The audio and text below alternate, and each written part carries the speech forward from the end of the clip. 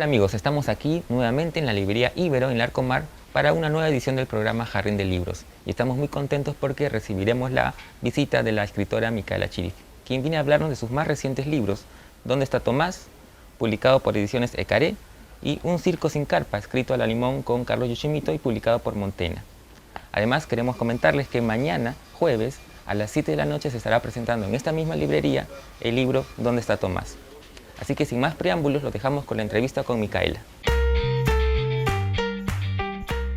Estamos aquí en Ibero, en Larcomar, para hablar con Micaela Chirif sobre sus dos más recientes libros, entre ellos ¿Dónde está Tomás?, publicado por Ediciones Ecaré, y Un circo sin carpa, escrito con Carlos Yoshimito, publicado por Montena. Hablemos un poco de ¿Dónde estás Tomás?, que es un libro, digamos, que gira en torno del poder de la imaginación de los niños, ¿no? Un poco va por ese lado. Creo que siempre me ha gustado hacer combinaciones en las que se mezcla un poco la vida cotidiana, regular, normal, más sencilla, con todas las cosas que, mientras esa cotidianidad ocurre, todas las cosas que uno puede ir imaginando o viviendo de forma paralela, ¿no? Ese cuento salió en verdad de esas cosas que circulan por internet, por Facebook, esto que era una especie de PowerPoint que venía con un montón de fotos de niños escondidos.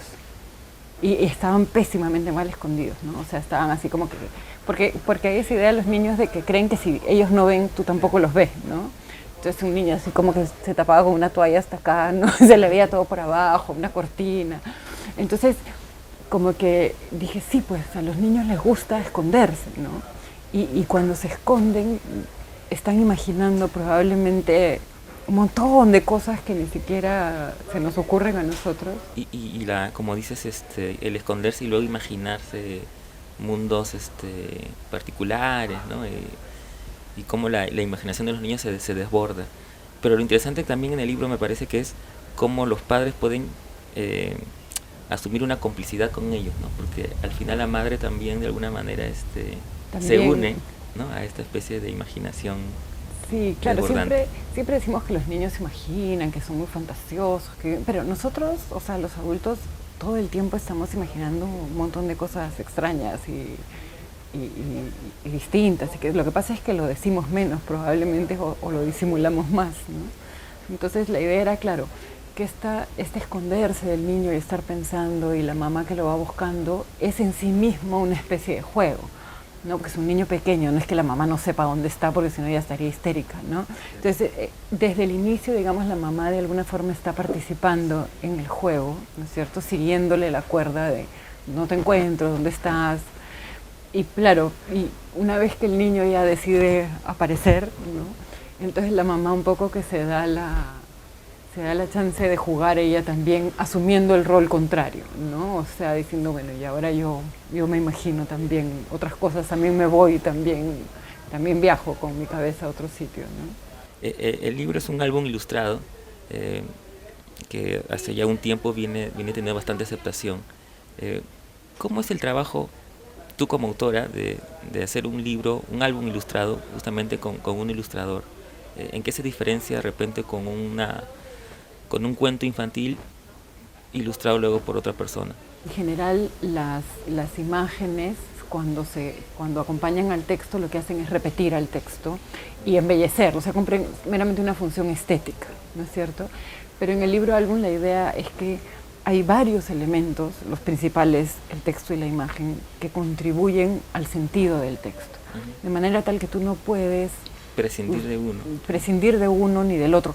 Hay casos del libro álbum en que se prescinde del texto, pero en esos casos hay en general una narrativa igual, o sea, hay libros que tienen nombre de escritor y ilustrador y no hay texto, porque sí hay una narrativa que se ha pensado para que ese libro funcione. En este caso, vi las ilustraciones de esta chica que es una española, que se llama Leire Salaverria, las vi en internet y me gustaron muchísimo. Entonces la contacté por Facebook, le escribí, le dije, tengo este proyecto de libro, no tengo editorial, no sé si alguien lo va a querer sacar, pero... Y entonces me dijo, ya, sí me interesa, bacán. Entonces empezó a trabajar y lo que hizo fue hacer como una ilustración de muestra. Y luego contacté con la editorial. Trabajamos haciendo, por ejemplo, inicialmente muchas premaquetas a lápiz que ella iba haciendo, íbamos corrigiendo el texto en función del ¿no? También de la imagen, de cómo funcionaba. Entonces hubo un proceso bastante largo en realidad, en que fuimos adaptando texto-imagen, para que funcionara y para que también no fueran solo escenas sueltas, sino que hubiera un pequeño hilo, que esa es otra de las gracias del libro álbum. O sea, si tú ves en la escena inicial, la mamá está como acabando de preparar una torta, que eso nunca se dice en el texto, pero eso lo pensamos también, y al final es como tú estabas buscando para darte la torta. ¿No es cierto? Que no se dice, pero está ahí como una especie de hilo conductor, porque el niño además se va escondiendo como en las diferentes habitaciones de la casa. Entonces todo eso, aunque no esté en el texto, se ha pensado a lo largo del desarrollo del libro, ¿no? Claro, por eso es tan importante la conjunción de texto e imagen, ¿no? Sí.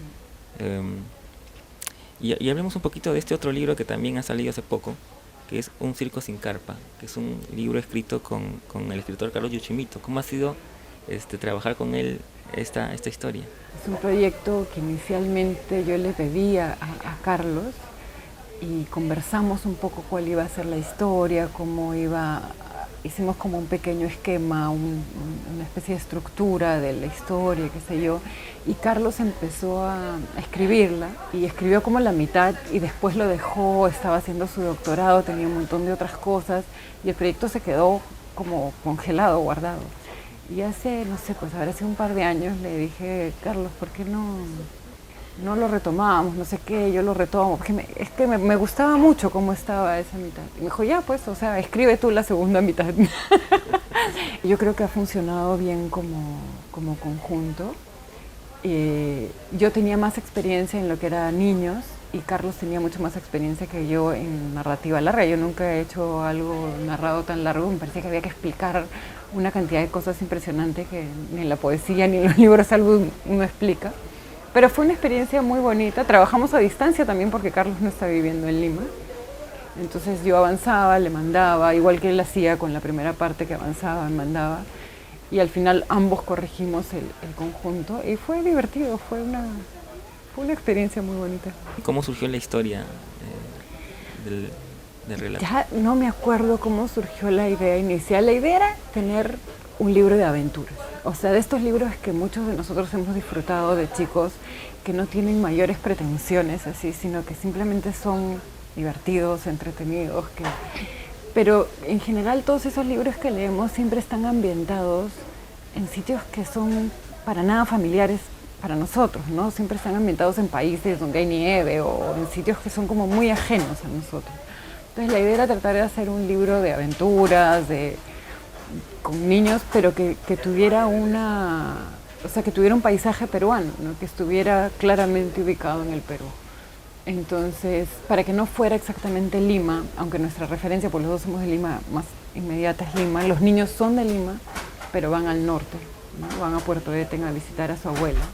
Entonces es como una especie de aventura de verano en la playa, ¿no? Que conocen a chicos allá y hay un circo en problemas en el norte, ha perdido su carpa.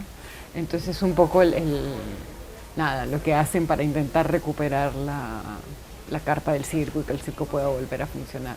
Que no es ese circo así súper magnífico, ¿no es cierto? Sino que es un circo de provincias, o sea, un circo pequeño con sus problemas.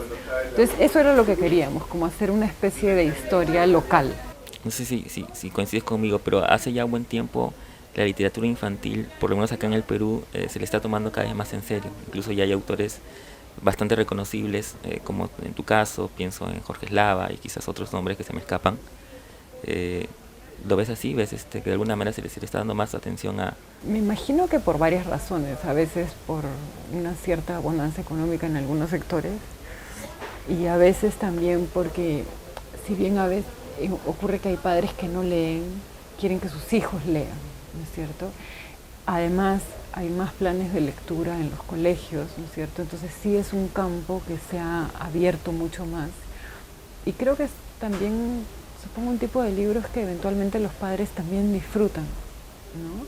A veces hay padres que no les provoca leer cosas más densas o más largas, o que no tienen costumbre de hacerlo, pero que también es una forma de acercarse ellos mismos a la lectura, compartir ciertos cuentos o ciertas historias con sus hijos, ¿no?